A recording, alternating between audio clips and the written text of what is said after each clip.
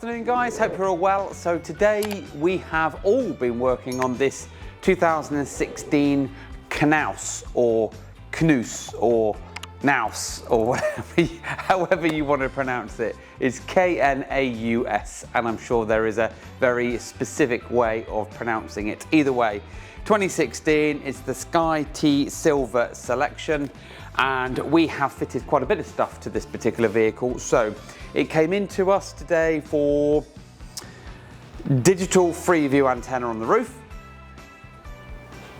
5G Wi-Fi system, a super duper new external awning light in addition to his factory fitted one, but he wanted something that was newer, better, brighter, and that's what we've done. And then inside we have done a dual plug or twin plug domestic double socket. This is switched, and that's for the 240, and that's in the rear garage area for plugging in electronics and also for charging some e-bikes and whatnot. So what we're going to do is next we're going to turn off the lights and show you the awning light in operation.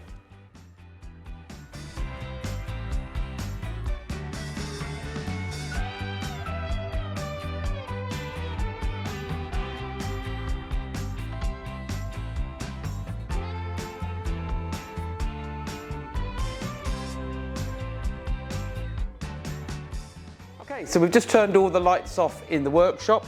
I'm just going to open the Habitation door and just make sure that the main leisure battery supply is switched on.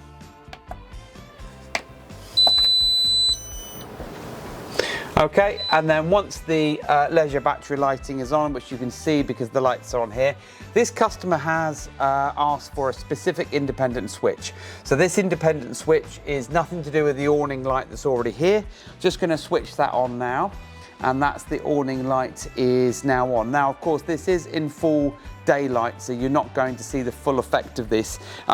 We have fitted a few of these, and I have to admit they are awfully bright when you're on a campsite. So when you're in an area that hasn't got lots of road lights and other such stuff, this is really, really effective. And because it's angled the way it is at 45 degrees, it means that this whole general area at night is absolutely perfect. So this switch is just controlled via new independent rocker switch that's illuminated up here, which Sammy will get in the shot, and then is LED, so it runs on absolutely nothing, and you can leave it on as much as you want. It's only connected to the leisure battery, so it's not really a problem. And then it would join me inside for the TV antenna and the Wi-Fi system.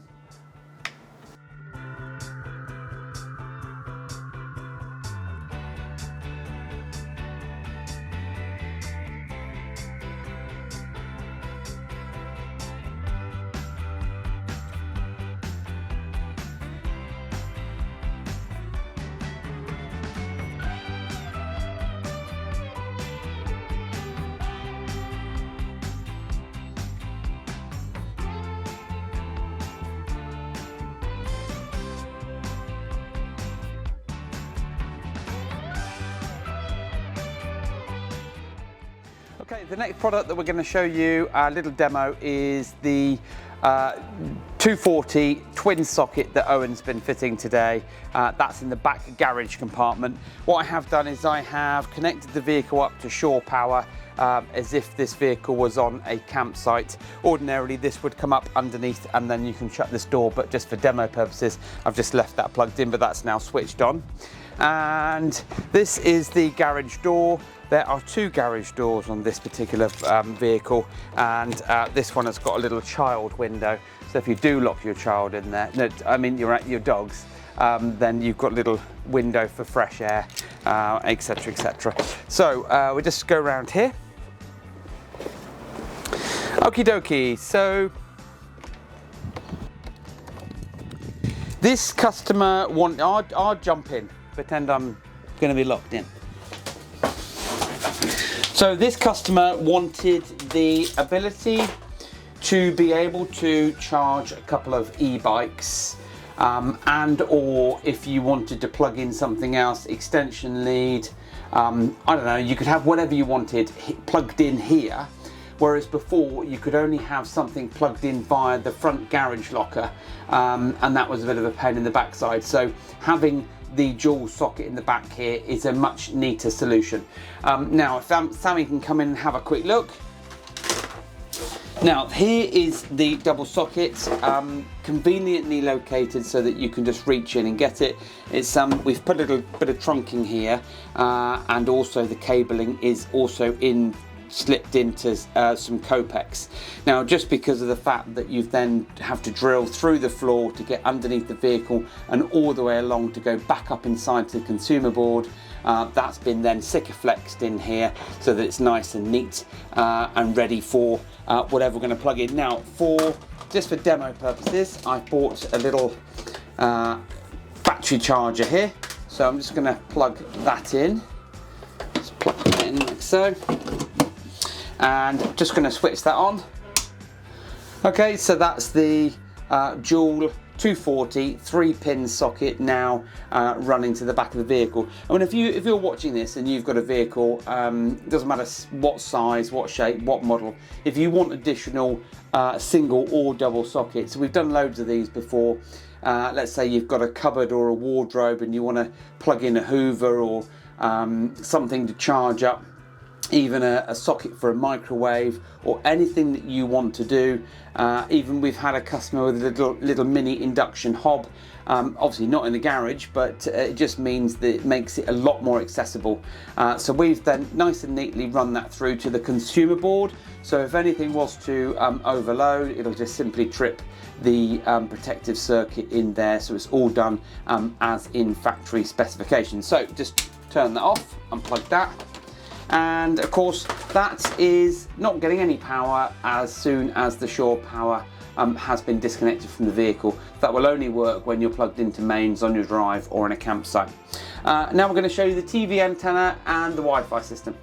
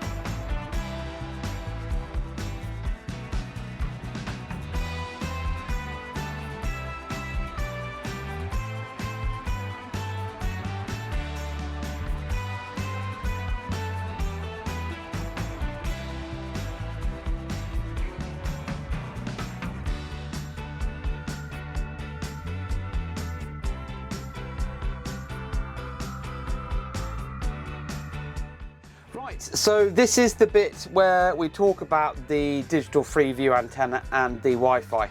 When this customer first made contact with us, he had a Vision Plus TV, which is down to the left of Sammy, connected to a big satellite dish on the roof that was not working properly. And of course, they've recently had a big frequency change, so a lot of these dishes don't work anyway anymore. And even then, when they do work, you get 200 channels and only a handful of them are any good. So he wanted to utilised the existing smart TV, which is fine, that all works fine. We've now fitted what we call the UFO TV antenna on the roof. So you would have seen some footage of that during the film of Richard up there fitting that, and it's called a UFO antenna because it looks like one. It's not like the brother of the antenna that has a mast that can go up and down, because in most instances you need to have that in a wardrobe where you've got the space for the mast to go up and down with the adjustable colour. The TV antenna itself on this one is in this antenna, in this cupboard. So I'm just going to turn on the 12-volt system, which you can see with all the lights on now. Sammy's going to have to shimmy round because in here, what we've tried to do is we've tried to make the most of the holes that were already here from the customer's previous installation. Now this system is ours. This is the Vision Plus digital TV antenna. And this is the antenna coming in from the roof. Again, we've reused his existing holes where possible and covered previous damage. This is the power, and then this is the out that's now connected to the TV below. So for instance, if I was to turn that TV on, let's see if that's going to work. Now we have already done a channel update inside the workshop. Shouldn't make that much difference that we're now outside, but what we are doing is now connecting this to this customer's existing TV. So now we are on our industrial estate, so we are outside but blocked by some quite large buildings. So I'm just going to let's go to guide.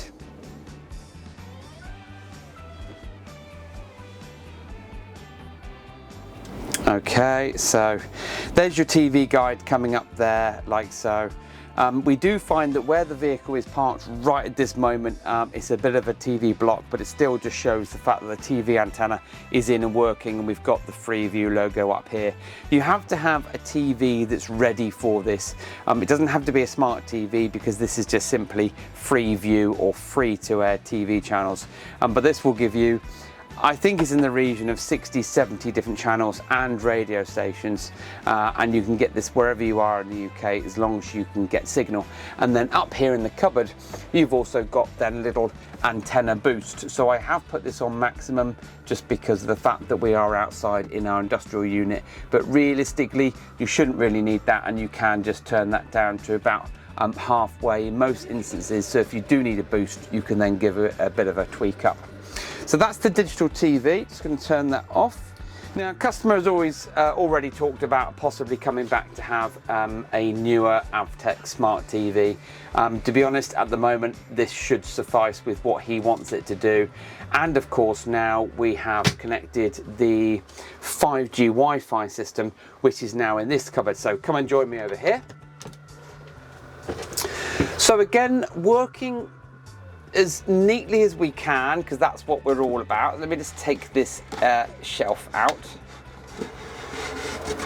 Okay, this is the 5G compact smart Wi-Fi system. We have seen lots of vehicles that have arrived here with this very, very poorly fitted, and realistically, as much as we are absolute neatness freaks, there's only so much you can do when you've got wires and other such stuff. So this cable here charges this removable portable thing. This portable thing is a magnet, so it's popped on here like so, and you can take it off and you can then connect to your devices outside of this motorhome. It's just connected to the external antennas, which the antennas are then connected inside here. So if Sammy can look up in here, this is the roof antenna that again you would have seen at the beginning part of the video, and we have brought that into the vehicle, drilled a hole and then sealed it from the outside elements, brought the cabling in and done the very best we can with some external trunking. If you're already seeing this and wondering why that's there, and that's because that's where we have put the awning light cabling. So we don't want people to see wiring on the inside of the vehicle unless necessary. So the awning light power cables come in through there. We'd run it up to the top and then horizontally all the way along into this new supply here. And as Sammy can show you as well, On the left hand side, we have picked up a power supply for the Wi-Fi in here, so in case something gets a power surge and knocks that out, then you've got the fuse in there. But also then behind the scenes above the Habitation panel is also the fuse for the TV antenna and the awning light. Now this customer has supplied us with his own SIM card that we've popped in, and it's, as you can see, connected to giffgaff, 4G and full signal, which is absolutely spot on. So when we are ready to do a handover, he will be able to turn off his mobile data, connect to the Wi-Fi on here, and then be able to go onto the internet to look at various websites, and then not using mobile data, just to prove that it's all in and working. So this is a 2016 motorhome. It's a coach-built motorhome, and it's been to us today and yesterday for 5G Wi-Fi system, a UFO Freeview digital TV antenna, the external Habitation awning light in white, and also then the dual white 3-pin 240 volt socket for the rear garage area. Anything you've seen in this video today, if you're interested in anything what we do in this video or any other ones that you've watched, please do get in touch with us. Website is in the bio. Just Google Motorhome Retrofits or Poole or Dorset, whatever you want to do. Find our website, get in contact with us via the contact form, and we'll be able to answer your questions and hopefully give you a quote. And as usual, thank you for watching.